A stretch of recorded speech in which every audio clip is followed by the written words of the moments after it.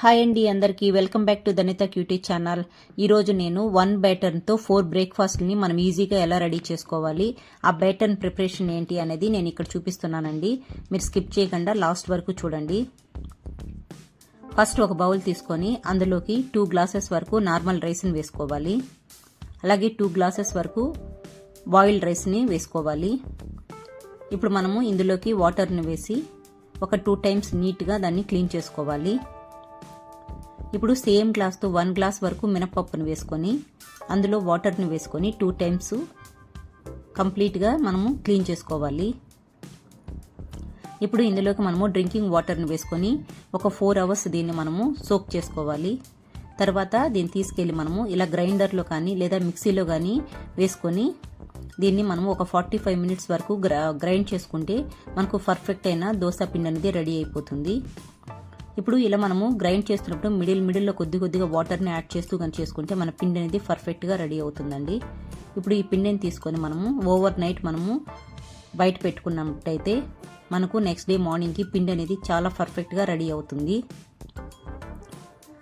ఇప్పుడు మనము ఇందులోకి కొద్దిగా బేకింగ్ పౌడర్ని అలాగే కొద్దిగా సాల్ట్ని వేసుకొని ఒకసారి నీట్గా కలుపుకోవాలి. ఇప్పుడు మనము ఇడ్లీని రెడీ చేసుకుందామండి.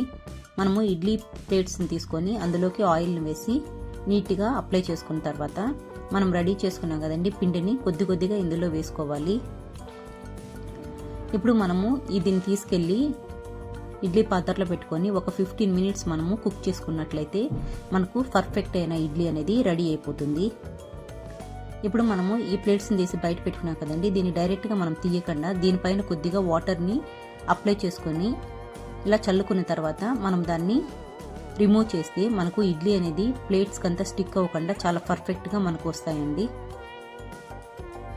ఇప్పుడు చూడండి, నాకు చాలా సాఫ్ట్ అయిన ఇడ్లీ అనేది రెడీ అయింది. మీరు కూడా ఈ ప్రాసెస్లో ట్రై చేయండి, మీకు ఇడ్లీ అనేది చాలా సాఫ్ట్గా వస్తాయండి. ఇప్పుడు మనము దోశని చూద్దాము.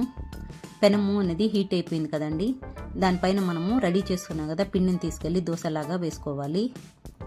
దీనిపైన మనం కొద్దిగా ఆయిల్ని అప్లై చేసుకొని కొద్దిసేపు దీన్ని మనము హీట్ చేసుకున్నట్లయితే మనకు దోశ అనేది నీట్గా మన గోల్డెన్ కలర్లోకి రోస్ట్ అయిపోతుంది కదండి. ఇప్పుడు దాన్ని టర్న్ చేసుకుంటే మనకు పర్ఫెక్ట్ అయిన దోశ అనేది రెడీ అయిపోతుంది. మీకు కావాల్సిన దోశలన్నీ కూడా ఇదే విధంగా ట్రై చేసి వేసుకోండి. మనకు దోశ అనేది చాలా క్రిస్పీగా వస్తుందండి ఈ ప్రాసెస్లో కానీ ట్రై చేసినట్లయితే. మనకు ఇంట్లో ఎప్పుడైనా సరే ఈ దోశ పిండి అనేది ఉంటే ఎలాంటి టెన్షన్ లేకుండా మనము బ్రేక్ఫాస్ట్ అనేది ఈజీగా ప్రిపేర్ చేయొచ్చు. చాలా క్రిస్పీ అయిన దోశలు అనేది రెడీ అయిపోయాయండి. ఇప్పుడు మనము పొంగనాళ్ళు ఎలా రెడీ చేయాలో చూద్దాము. ఇప్పుడు పిండిని కొద్దిగా తీసుకొని అందులోకి బేకింగ్ పౌడర్ని అలాగే సాల్ట్ని వేసి మిక్స్ చేసుకోవాలి.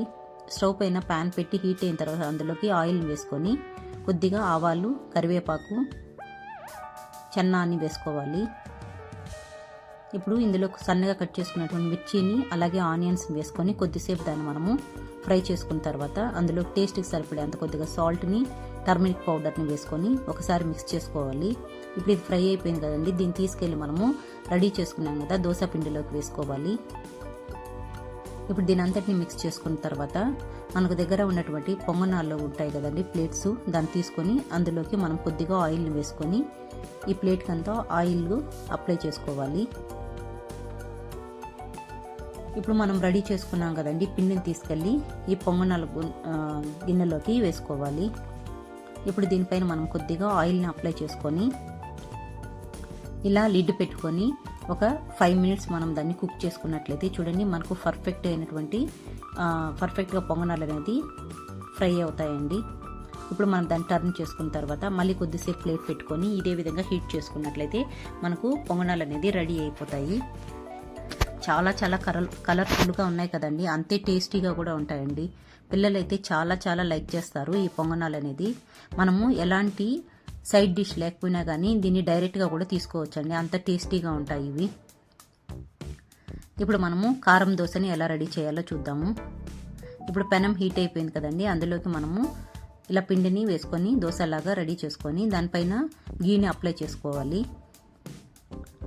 ఇప్పుడు ఇందులోకి మనము 2 గరిటెల వరకు కారంని వేసుకొని నీట్గా దోశ పైన అప్లై చేసుకోవాలండి. ఇప్పుడు ఇందులోకి మరికొద్దిగా గీని అప్లై చేసుకున్న తర్వాత మనం తీసుకున్నట్లయితే మన కారం దోశ అనేది రెడీ అయిపోయింది. Thank you for watching. Please like, share, subscribe my channel.